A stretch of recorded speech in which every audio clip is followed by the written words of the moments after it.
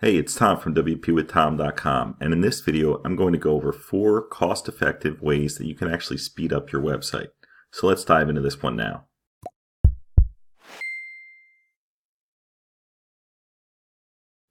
Alright, so the first thing that I'm going to go over is actually getting good hosting, and that can have a huge difference on your speed in terms of your website and your load time. So the site that I actually recommend, or the host that I recommend, is GreenGeeks. I have a link to them in the description if you want to check them out. It's one that I use personally on a lot of my websites.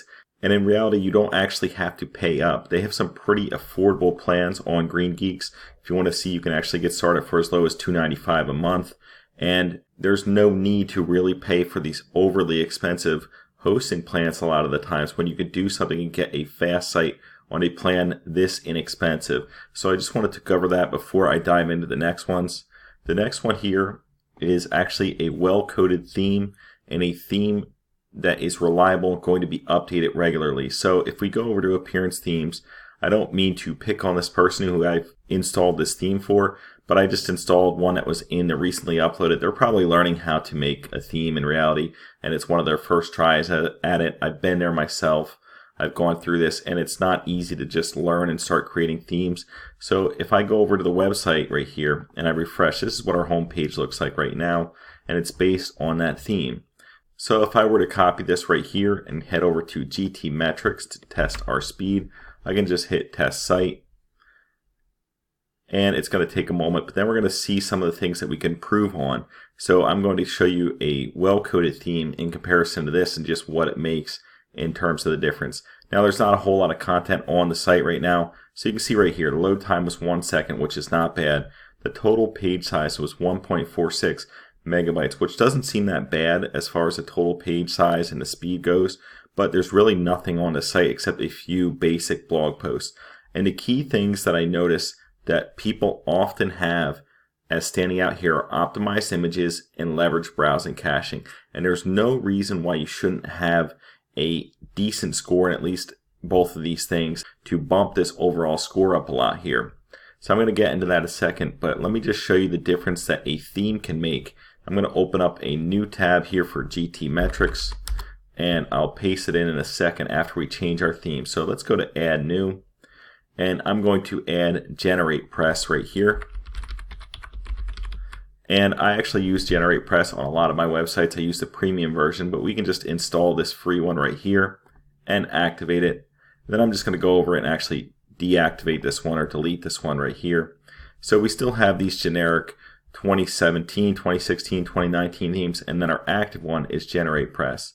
So let's go over. We're going to copy and paste this. I'm just going to refresh it so you can see that it is Generate Press here now on the site. If we go over and we paste this in, we'll test the site here. And remember, over here we had 83%, 76, 1 second load time, 1.46 megabytes total page size, a 19 for browser caching, and a 39 for optimized images. If we go back over here, now we're up to 90, 77, so compare that to 83 and 76. 1 second load time, now we're at 0.6. And the total page size has also reduced as well. So that's an easy way. Just by changing the theme and getting you a better theme for your site here, you can already see there's a difference just in the theme quality because it's better coded or more well coded with Generate Press. So if we go back here, the next thing I'm going to go over is you can actually improve it by adding an image optimization plugin. So if we go over to plugins, add new, I personally use ShortPixel, and ShortPixel does have a free version, but it's pretty limited. What you can also use is this one called Imagify right here, and you can install that now and activate it.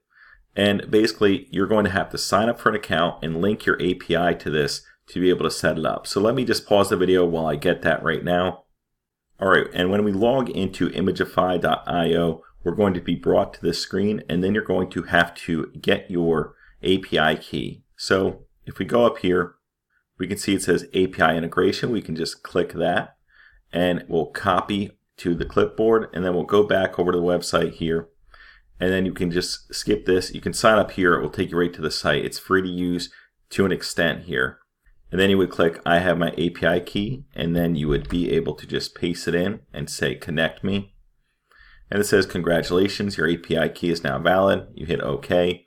And then you can go to the settings, and literally you don't even have to change anything. You can leave it at normal, aggressive, or ultra aggressive. I would just leave it at aggressive here. And once you're down here, you can click Save Changes. And then you can hit Save and go to Bulk Optimizer. And then from here, you can go right down to where it says Imagify them all and just click that. Start optimization, and it's going to start optimizing your images. And you can actually follow along with that process if you want.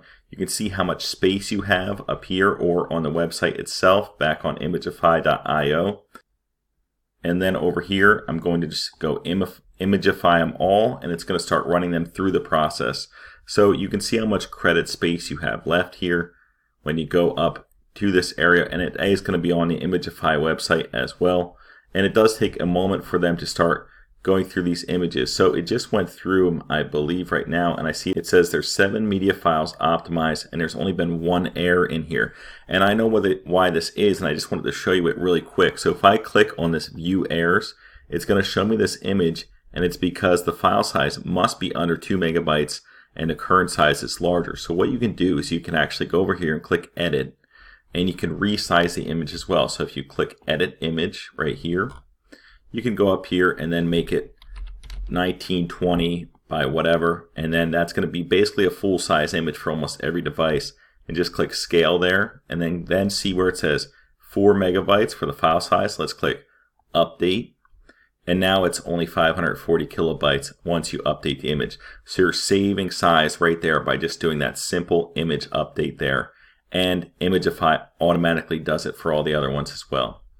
So the other thing you can do, I don't know if you actually saw that within the settings here for Imagify, there's a coupon on the right side for WP Rocket. And that is basically the best caching plugin out there on the market. It is a paid plugin. I use it on my own sites, and I do highly recommend it. But let's say you want to do this on a budget for a cost-effective measure. You can go back over, go to where it says Plugins, and I'm going to add a new one here, and I'm going to search for WP Fastest Cache.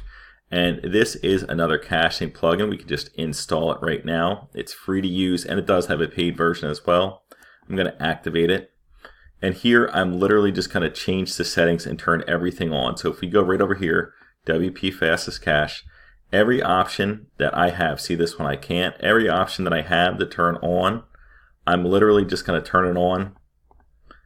And then I'm just going to submit it at the bottom here once I'm done. All right, submit. Now it says your options have been saved. So now all these things that you might get hit on these reports here, such as your leverage browsing caching right here, which we currently got hit on with our updated site, and we also got hit with it before. It went from a 19 to a 32, but we really want to bump that up a lot. We can do that. So I'm going to open up a new window here with GT Metrics. I'll X out of that. And now that our site is updated, I'm just going to refresh it here. And I'll copy it. And I'll paste in over here in this window. And hopefully we have better scores than our first one especially, and then even better than our second. Hopefully a lower page size and faster browser caching. If we go over here, we can see the site results. And now it's gone up quite a bit. I'm actually pretty surprised that this is still 79 for the YSlow, but you see the page speed score has gone down to 0.6, and our total page size has also lowered as well. Now I will say if you use WP Rocket, you're going to get even better scores than this, but I did want to show you this as an example of how you can actually improve the performance of your website. So here's what we started with on the first theme, and then we bumped up to 90 and a 77. Good load time. You can actually improve the load time probably as you use something like WP Rocket as well in most cases. And then we improve the scores here at 99 and 79 is better as well. So those are some easy ways that you can just speed up your website at least to a respectable amount. I think mine is actually at 99 and 96% if I looked at my own site. So you can really improve these scores for a very low cost. Really, it doesn't cost you anything extra to use the free GeneratePress theme, the free Imagify plugin, and the WP Fastest Catch, which is also free.